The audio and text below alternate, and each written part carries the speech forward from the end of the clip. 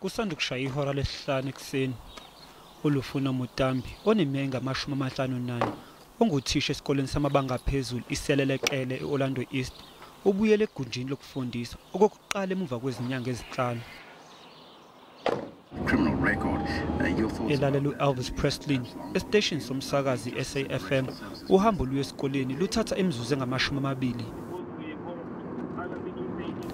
Ubalwa eziqulungwaneni zothisha abaphoqeke ukuthi basebenzele emakhaya ngenxa yobhubhane iCovid-19. I can't wait to see them. I feel very much happy. Ukujabulela kakhulu ukubona abafundi bakhe ngenxa yezingqinamba abhekana nazo ngesikhathi esebenza ngohlelo lwe-internet.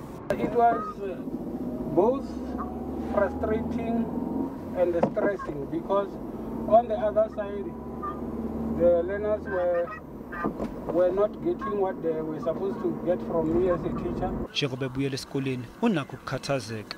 So I'll do everything within the COVID regulations to teach, but in the meantime, at the same time, also adhering to all those COVID-19 regulations. Kulandela imigomo yokuphepha njengoba othisha bayisikhombisa abahaqwe leli gciwane.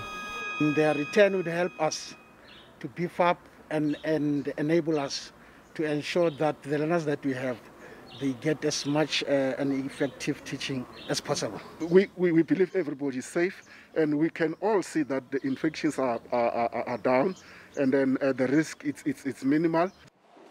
Ekugcineni uhlangana nabafundi bakhe.